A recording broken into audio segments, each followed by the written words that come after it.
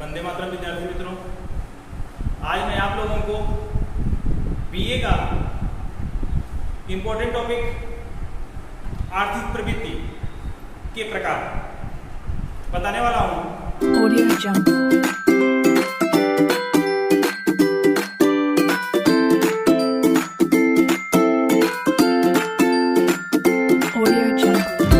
तो विद्यार्थी मित्रों, आर्थिक प्रवृत्ति के मुख्य रूप से 3 प्रकार होते हैं। धंधा, इसके बाद व्यवसाय और तीसरा होता है रोजगार। 3 प्रकार होते हैं। आर्थिक प्रवृत्ति के 3 प्रकार होते हैं।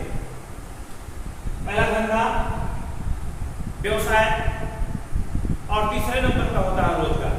तो आज हम लोग केवल धंधे के बारे में पढ़ेंगे कि धंधा क्या होता है, बिजनेस क्या होता है, इसके कौन कौन से लक्षण है, धंधा किसे कहते हैं, धंधा की परिभाषा क्या होती है, धंधा क्या होता है। धंधा बच्चों अंग्रेजी शब्द के बिजी शब्द से बना हुआ है। बिजी मतलब व्यस्त रहना, बिजी मतलब बिजनेस, बिजी का मतलब होता है व्यस्त रहना, लेकिन धंधा का मतलब होता है बिजनेस। तो जिस प्रवृत्ति के लिए कोई बिजी रहता है, व्यस्त रहता है, उसे धंधा के रूप में जाना जाता है। बच्चों धंधे में लाभ उनका प्रथम उद्देश्य होता है। किसी भी व्यवसाय, किसी भी धंधे का उद्देश्य होता है लाभ प्राप्त। धंधा मतलब क्रियाशील रहना, निरंतर चलने वाली प्रक्रिया ही धंधा है। लगातार अगर चलते रहते हैं, किसके लिए? आर्थिक प्रवृत्ति के लिए। लगातार चलने वाली प्रक्रिया अर्थात धंधा। तो धंधे में लाभ का उद्देश्य किया जाता है। धंधा हमेशा बच्चों लाभ के उद्देश्य से किया जाता है। प्राथमिक उद्देश्य होता है लाभ प्राप्त करना। लेकिन संयोग से अगर धंधे में नुकसान भी हो जाए, हानि भी हो जाए, तो भी धंधे में तो उसे ही आर्थिक प्रवृत्ति के रूप में जाना जाता है। तो हम अब चालू करते हैं कि धंधा क्या होता है। धंधा अर्थात क्या? देख रहे हो आप लोग, धंधा अर्थात लाभ के उद्देश्य से की जाने वाली कोई भी वैध प्रवृत्ति, उसे धंधा कहते हैं। धंधे के उद्देश्य से की जाने वाली कोई भी वैध प्रवृत्ति होती है, उसे धंधा कहते हैं। ये हो गई धंधे की परिभाषा। तो धंधे की परिभाषा आपको आनी चाहिए। धंधा क्या होता है आप लोगों को समझ में आ गया होगा। तो लाभ उद्देश्य होता है, लाभ मिलना इनका उद्देश्य होता है। लाभ अगर नहीं है तो धंधा नहीं है, धंधा बंद हो जाएगा, धंधा नहीं चलेगा। धंधे को चलाने के लिए लाभ मिलना अनिवार्य है। लाभ अगर नहीं है तो धंधा नहीं। इसलिए बच्चों लाभ इनका पहला उद्देश्य होता है। अगली पॉइंट है हम धंधा के लक्षण। धंधे के लक्षण क्या होते हैं? पहला लक्षण होता है लाभ का उद्देश्य। लाभ अगर है तो धंधा है, लाभ नहीं है धंधा नहीं है। तो प्रथम उद्देश्य होता है लाभ मिलना जरूरी होता है। धंधे में प्रत्येक जो व्यापारी होता है उसको लाभ मिलना जरूरी है। अगर लाभ नहीं मिलेगा तो धंधा धीरे धीरे क्या होगा? नुकसान होकर के उसका बंद हो जाएगा। दूसरी पॉइंट है लाभ अनिवार्य है।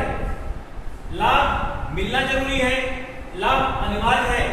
धंधे में लाभ मिलना जरूरी ही है, अनिवार्य है। अगर धंधे में लाभ नहीं मिलता है तो धंधा धीरे धीरे समाप्त हो जाएगा। दूसरा है लागत मूल्य से अधिक विक्रय। धंधे में हमेशा जितना हम पैसा लगाते हैं उससे ज्यादा में अगर विक्रय होती है, उससे ज्यादा पैसा आता है, उससे ज्यादा उनको फायदा होता है, जितने धन लगाते हैं उससे ज्यादा फायदा होता है, तो धंधा चलेगा। अगर उससे कम पैसा आता है तो धंधा समाप्त हो जाएगा और बंद हो जाएगा। अगला है लाभ धंधे का थर्मामीटर बोला जाता है। जैसे शरीर का टेम्परेचर को मापने के लिए थर्मामीटर की जरूरत पड़ती है, उसी तरह से लाभ धंधे का थर्मामीटर है। अगर लाभ नहीं है तो धंधा नहीं होगा। ये बच्चों हो गया आपका पहला उद्देश्य। दूसरा होता है धन की आवश्यकता। प्रारंभ में धंधे को चलाने के लिए धन मिलना जरूरी होता है। अगर धन नहीं है तो धंधा नहीं। जिसके पास पूंजी नहीं है उसका बिजनेस नहीं चलेगा, उसका धंधा नहीं चलेगा, क्योंकि धंधे की प्राथमिक आवश्यकता होती है पूंजी। पूंजी से सब कुछ खरीदना है, माल खरीदना है, उसका विक्रय करवाना है। तो धंधे में प्रथम होता है प्रारंभ में लाभ। माल का उत्पादन करने के लिए भी धन चाहिए, कच्चे माल को खरीदने के लिए भी धन चाहिए। कच्चा माल आएगा कहां से? धन की आवश्यकता जरूरी होती है, और कच्चे माल को खरीदने के लिए धन की आवश्यकता होती है। माल के उत्पादन करने के लिए, कच्चे माल जब खरीदेंगे तो माल की आवश्यकता होती है, और उत्पादन करने के लिए धन की आवश्यकता होती है। माल खरीदने के लिए भी धन की आवश्यकता होती है, माल का उत्पादन करने के लिए धन की आवश्यकता होती है। तो अगर धन नहीं है तो धंधा नहीं, ये लक्षण है उसका भी। दूसरी पॉइंट है धन की आवश्यकता। अगला है पॉइंट बच्चों, आप लोग देख रहे हैं आर्थिक प्रवृत्ति। आप लोग देख रहे हो, दूसरा है आर्थिक प्रवृत्ति। तीसरा पॉइंट है लाभ प्राप्त करने के उद्देश्य से की जाने वाली प्रवृत्ति, ये धंधा है। अगर लाभ नहीं है धंधे में, आर्थिक प्रवृत्ति नहीं हो रही है, तो धंधा नहीं चलेगा। तो लक्षण क्या है? तीसरा लक्षण है आर्थिक प्रवृत्ति। अगली पॉइंट है वस्तु और सेवा का विनिमय। वस्तु और सेवा के विनिमय के लिए उत्पादन करना जरूरी है। उत्पादन करके वस्तु और सेवा का विनिमय किया जा सकता है। विनिमय का मतलब आदान प्रदान करना, खरीदना और बेचना। तो वस्तु और सेवा का विनिमय होना जरूरी है। सामान जो हम खरीदते हैं, कच्चे माल तैयार करते हैं, उसको बेचना जरूरी होता है। अगर वो बिकेगा नहीं, अगर वो अपने घर पर ही रह जाएगा तो पैसा नहीं आएगा, पूंजी नहीं आएगी, और धीरे धीरे धंधा आपका बिजनेस समाप्त हो जाएगा। इसलिए उत्पादन करने के लिए क्या होना चाहिए? वस्तु और सेवा का उत्पादन करने के लिए और विक्रय करने के लिए विनिमय होना जरूरी है। क्या करने के लिए? विक्रय करने के लिए। विक्रय करने के लिए धन का विनिमय होना जरूरी है। विनिमय का मतलब आदान प्रदान करने के लिए। विक्रय करेंगे, वो सामान वहां पे भेजेंगे और उसके बदले में पैसा प्राप्त करेंगे। अगर नहीं है तो धंधा समाप्त हो जाएगा। भौतिक वस्तु में भौतिक वस्तुएं, भौतिक मतलब जिसको हम देख सकते हैं, भौतिक और अभौतिक जिसको नहीं देख सकते। तो भौतिक वस्तुएं क्या होती है? जैसे इलेक्ट्रॉनिक साधन का उत्पादन करने वाली कंपनी। इलेक्ट्रॉनिक साधन का उत्पादन, उसमें सामान जो लगते हैं हमको पता नहीं होते, इसको क्या बोल सकते हैं? दृश्य। हम इलेक्ट्रॉनिक साधन जो चलाते हैं उसके बारे में जान जाते हैं, तो ये दृश्य हो गया। वो चलाते हैं, चलाने हमको आ जाता है, उसमें कुछ गड़बड़ है बना लेते हैं। दूसरा है सेवा। सेवा मतलब अभौतिक, अदृश्य, जिसको हम देख नहीं पाते हैं। जैसे विद्युत सेवा की पूर्ति करने वाली कंपनी। अब विद्युत सेवा की पूर्ति करने वाली कंपनी, विद्युत सेवा का उत्पादन हो रहा है, विद्युत का उत्पादन हो रहा है। अब कहां से हो रहा है, कैसे हो रहा है, हमको पता नहीं। विद्युत कोई बनाएगा नहीं यहां पे, इसलिए अदृश्य है। दूसरा लक्षण क्या होता है इसका? अगला लक्षण है कि वस्तु और सेवा का विनिमय होता है। अगर विद्युत नहीं है तो आपका धंधा नहीं चलेगा, कम चलेगा, या चलेगा भी तो उत्पादन कम होगा। तो दूसरी पॉइंट क्या है इसका? अभौतिक वस्तुएं। अगली टॉपिक है, अगली है इस पॉइंट इसका जोखिम और अनिश्चितता। बच्चों, धंधे में जोखिम भी है और अनिश्चित रहता है। कोई निश्चित नहीं कितना जोखिम हो जाए, कितना नुकसान हो जाए, कितना घाटा हो जाएगा, कुछ इसको पता नहीं रहता, किसी को नहीं पता रहता। इसलिए जोखिम दो प्रकार के होते हैं, एक प्राकृतिक जोखिम और दूसरा होता है मानव सर्जित जोखिम। तो प्राकृतिक जोखिम क्या होता है? पर जो प्राकृतिक जोखिम, इसमें दो प्रकार के होते हैं, एक प्राकृतिक जोखिम, दूसरा होता है मानव सर्जित। तो प्राकृतिक जोखिम उसे कहते हैं जैसे प्रकृति के द्वारा जो जोखिम होता है, प्रकृति के द्वारा जो नुकसान हो जाता है किसी व्यापारी का, किसी धंधे में अगर प्रकृति नुकसान करते, जैसे बाढ़ आ जाए, भूकंप आ जाए, तूफान आ जाए, चक्रवात आ जाए, बहुत ज्यादा अतिवृष्टि हो जाए, तो धंधे में प्राकृतिक जोखिम कहा जा सकता है। ये अनिश्चित रहता, कब हो जाएगा, कितना हो जाएगा, किसी को पता नहीं होता है। तो इसलिए बच्चों प्राकृतिक जोखिम हो गया। दूसरा होता है मानव सर्जित जोखिम।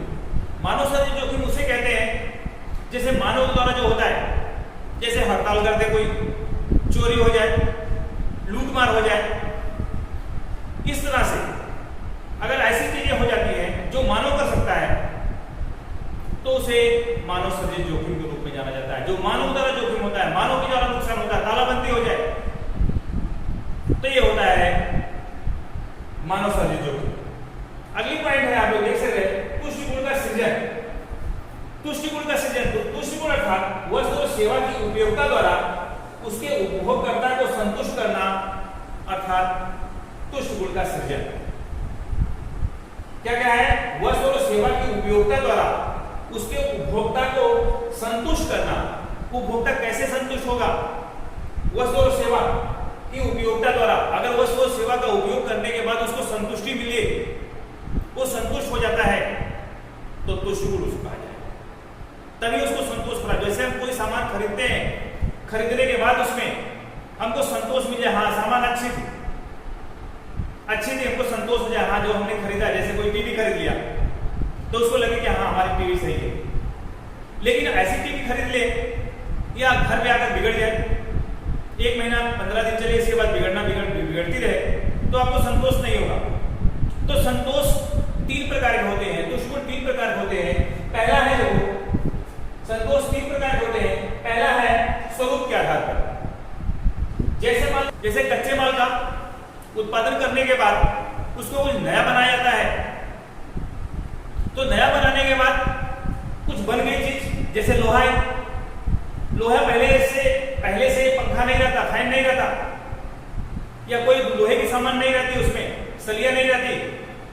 तो कच्चे माल का उत्पादन करने के बाद उसके स्वरूप में परिवर्तन हुआ, और वो जो बना, वो चीज जो बनाई गई, उसमें अगर उसको संतोष प्राप्त होता है तो उसको स्वरूप उसका बदल गया। दूसरा पॉइंट होता है बच्चों स्थान। जैसे किसी माल सामान को उत्पादन करने के बाद दूसरे जगहों पे पहुंचाया जाए, वहां पे पहुंच जाए, अच्छे प्रकार से वहां पे जाए, उसमें कोई नुकसान नहीं हो, लोग उसका उपयोग करें और उपयोग करके संतोष प्राप्त करें, तो कहा जा सकता है स्थान का। उसमें स्थान का तुष्टिगुण हुआ, स्थान का संतोष प्राप्त हुआ। तीसरी पॉइंट है बच्चों समय। जैसे माल सामान का जहां पर उत्पादन किया जाए, माल सामान का उत्पादन करने के बाद जहां भेजना है सही समय पे पहुंचे, उसका कोई नुकसान नहीं हो, सही समय पे पहुंचे, टूट फूट ना हो, कोई नुकसान उसमें नहीं हो, टाइम से पहुंचे। अगर टाइम से नहीं पहुंचेगा, उसको जरूरत है जहां व्यापारी को भेज रहे हैं, अगर टाइम से नहीं पहुंचेगा तो उसको वापस कर देगा, इसलिए उसको समय से पहुंचना भी जरूरी होता है। तो हो गया, तीसरे नंबर का हो गया समय का। समय से अगर पहुंच जाता है उसको संतोष प्राप्त हो जाता है। अगली पॉइंट है निरंतर प्रवृत्ति। तो निरंतर प्रवृत्ति, आर्थिक प्रवृत्ति क्या है? निरंतर चलने वाली है। आर्थिक प्रवृत्ति अगर बंद हो जाएगी तो धंधा बंद हो जाएगा, धंधा समाप्त हो जाएगा। आर्थिक प्रवृत्ति को चलाने के लिए, धंधे को चलाने के लिए आर्थिक प्रवृत्ति अनिवार्य है। निरंतर चलते रहना चाहिए, निरंतर पैसे आते रहना चाहिए। अगर पैसा नहीं आता है तो धंधा आपका बंद हो जाएगा। दूसरा है कम क्रय विक्रय। बच्चों धंधे में क्रय विक्रय जरूरी है। हम खरीदें और बेचें, खरीदने के बाद जितना हमारी लागत लगती है उससे ज्यादा विक्रय होता है तो धंधा चलेगा। तो क्रय विक्रय जरूरी है, आदान प्रदान जरूरी है, विनिमय होना जरूरी है। अगर विनिमय नहीं है, क्रय विक्रय नहीं है, हम सामान उत्पादन करके करेंगे क्या? कोई सामान उत्पादन करके करेगा क्या जब उसका विक्रय ही नहीं होगा? कोई खरीदेगा ही नहीं उसको। तो इसलिए बिजनेस में, धंधे में क्रय विक्रय होना जरूरी होता है। तीसरी पॉइंट है व्यापारी अपने, अगला पॉइंट उसमें, अगर कोई धंधा उसे कह सकते हैं, अगर कोई व्यापारी अपने ही मकान में रहता है, उसका किराया कुछ देगा नहीं, तो उसको धंधा नहीं कहा जा सकता। वो धंधा उसको नहीं कहा जा सकता क्योंकि वो अपने मकान में रहता है, उसका क्रय विक्रय नहीं हो रहा है, वो खरीद बेच नहीं रहा है, अपने मकान में ही निवास कर रहा है, तो उसका विक्रय नहीं हो रहा है, क्रय विक्रय नहीं हो। धंधे में हमेशा क्रय विक्रय होते रहना चाहिए, आर्थिक प्रवृत्ति होते रहना चाहिए। जब आर्थिक प्रवृत्ति नहीं है तो धंधा नहीं। इस प्रकार से बच्चों ये आपका टॉपिक रहा। अगले वीडियो में फिर मिलेंगे, तब तक के लिए जय हिंद, जय